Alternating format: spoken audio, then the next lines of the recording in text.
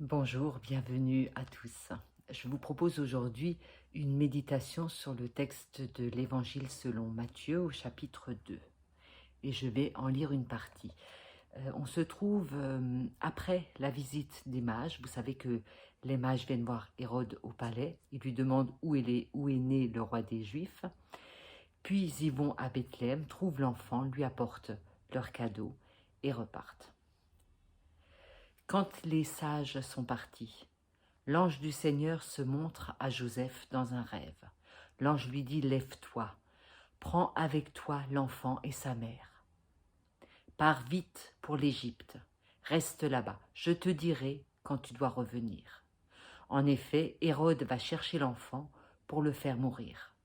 Joseph se lève, il prend avec lui l'enfant et sa mère, et il part pour l'Égypte pendant la nuit. Il reste là-bas jusqu'à la mort d'Hérode le Grand. Ainsi se réalise ce que le prophète a dit de la part du Seigneur. « J'ai appelé mon fils à sortir d'Égypte. »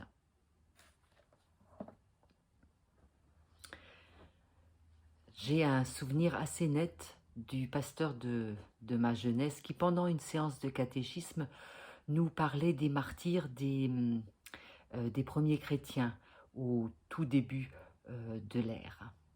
Il nous rapportait que leur mort au milieu de l'arène, au milieu des lions ou dans les flammes, suscitait des conversions parmi la foule. Les gens étaient tellement surpris, étonnés et par le courage dont faisaient preuve les premiers chrétiens persécutés, qu'ils se convertissaient à leur tour. Ce pasteur avait peut-être lu Tertullien, vous savez, le père de l'Église du IIe siècle qui habitait à Carthage et qui écrivait « Le sang des martyrs est semence de chrétiens ». À l'époque, dans mon cerveau de jeune, cette anecdote avait fait son petit effet et ça me semblait en même temps très loin et très étrange. En tout cas, je pense que Joseph, lui, n'était pas tellement de l'avis de Tertullien, parce que quand on lit l'Évangile selon Matthieu, qui d'ailleurs fait une part belle à Joseph, alors que l'évangéliste Luc n'en a que pour Marie, il est question que de Marie, ici c'est Joseph qui a la première place, et dans le texte qu'on a lu, il fait le choix de fuir. Joseph est prévenu par un ange, vous l'avez entendu, que Hérode, ce roi tyrannique, cherche à tuer son enfant adoptif. Et sur ses bons conseils, Joseph fuit donc chez les vieux ennemis, chez les vieux persécuteurs, l'Égypte. Joseph sauve sa peau. Il sauve celle de son épouse, celle de son enfant. Et il n'y a rien de glorieux là, c'est juste vital. Il n'y a rien de miraculeux. L'évangile est souvent utopiste, mais ici et aujourd'hui, il est très pragmatique. Le choix qui est fait, le choix qu'on demande à Joseph de faire, c'est de fuir. Pas rester et se battre comme un homme. Joseph fuit et se cache. Et puis Joseph n'est pas aidé par Dieu qui n'a pas envoyé son armée céleste pour le défendre, lui et sa famille. Dieu n'a pas fait tomber la foudre sur le palais d'Hérode pour le détruire et pour mettre fin à cette menace. On n'a pas du tout là, dans ce texte, l'affrontement entre deux puissances, la puissance divine et la puissance terrestre, celle d'Hérode. On ne va pas assister à un affrontement entre un pouvoir divin qui enfin abat le pouvoir tyrannique. C'est juste la vie qui est sauvegardée. Joseph fuit, il attend que Hérode soit mort. Ce n'est pas le code d'honneur qui a dicté son comportement à Joseph. C'est la protection du petit des petits qui a primé et qui a conduit Joseph à adopter ce comportement. Visiblement, l'évangéliste Matthieu ne voit aucun intérêt à sacrifier le Messie sur l'autel du code d'honneur. Mon collègue James Woody le dit en ces termes, offrir sa mort en spectacle ou offrir sa vie pour la multitude.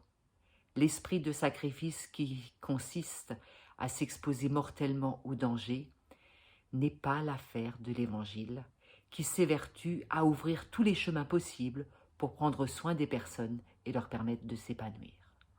L'Évangile, finit James Woody, l'Évangile fait de nous un être pour la vie et non un être pour la mort. Il y a d'autres passages dans la Bible qui vont dans le même sens, hein, celui de la protection des petits. On a un contre-exemple dans le livre des Juges au chapitre 11 avec l'histoire de la fille de Jephthé. Jephthé est un homme qui a fait une promesse à Dieu et qui, pour la respecter, doit offrir en sacrifice sa fille. Donc là, c'est un contre-exemple. Mais si on veut rester davantage dans le thème des martyrs, c'est le livre de l'Apocalypse, en fait, qui nous renseigne le mieux sur cette thématique. Et la première chose que fait l'Apocalypse selon Jean, c'est de nous rappeler la définition du mot martyr. Martyr, c'est pas mourir dans les flammes ou entre les mains des bourreaux pour affirmer sa foi. Martyr, c'est pas immédiatement associé à la mort. Martyr, c'est un verbe qui veut dire témoigner du Christ. Ce livre de l'Apocalypse, qui justement est écrit dans un contexte de persécution, parce qu'on assiste déjà à ce moment-là aux premières persécutions que subissent les chrétiens, nous renseigne déjà sur ce sens du mot martyr qui mérite d'être rappelé. Et puis, on a une image assez éclairante dans le chapitre 15, l'image de la femme qui donne naissance à un enfant.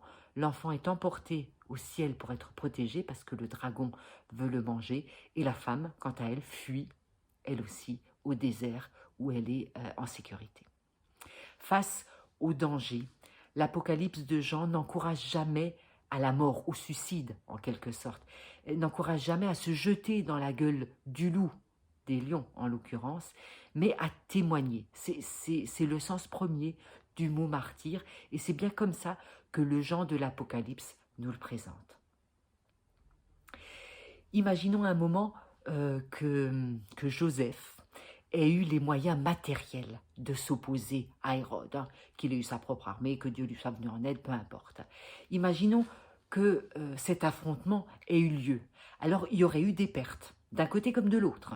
Il y aurait eu probablement des représailles guidées par un esprit de vengeance.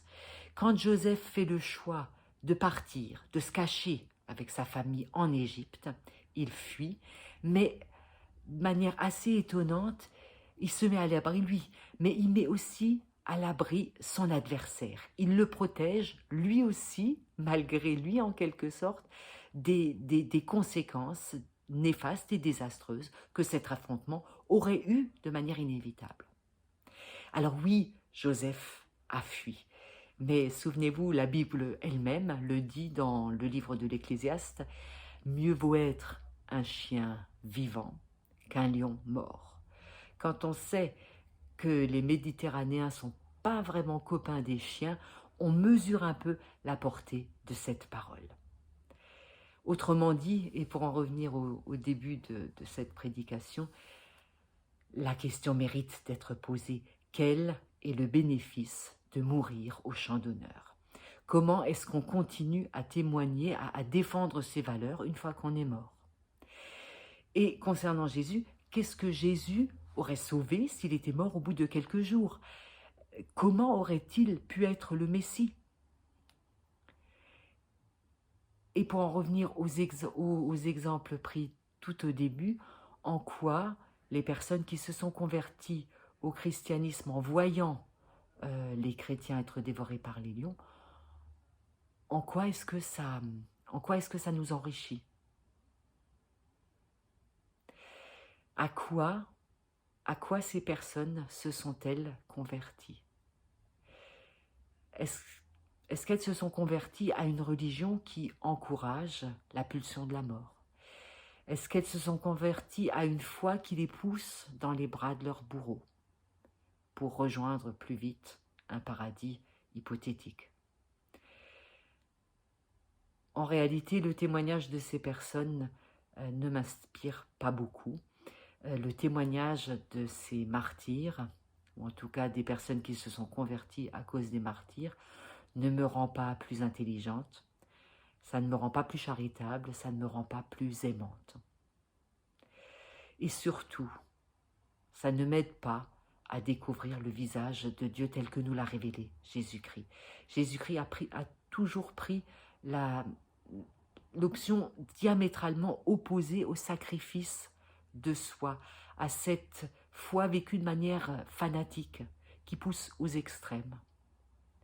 Le Christ, dans chacune de ses rencontres, dans chacune de ses paroles, je crois, nous a toujours enseigné l'art de vivre, malgré tout, avec ce qui nous compose, avec ce qui nous arrive. Moi, je lis dans les rencontres que Jésus fait et dans les paroles qu'il prononce pour les personnes qu'il rencontre, un appel à la vie malgré tout. Il nous a enseigné, je crois, davantage le courage d'être et non pas le courage de mourir. L'évangile de l'Épiphanie tel que le rapporte l'évangéliste Matthieu nous enseigne ce matin l'art de l'esquive, c'est vrai, plutôt que l'art de l'affrontement au nom d'un code d'honneur. Un affrontement frontal et qui est stérile en définitive. L'évangile de l'Épiphanie me dit la puissance des faibles et il m'encourage à l'imagination face à la froide logique de la violence ou de la vengeance. Noël, chez Matthieu, met déjà à mal le sacrifice. Amen.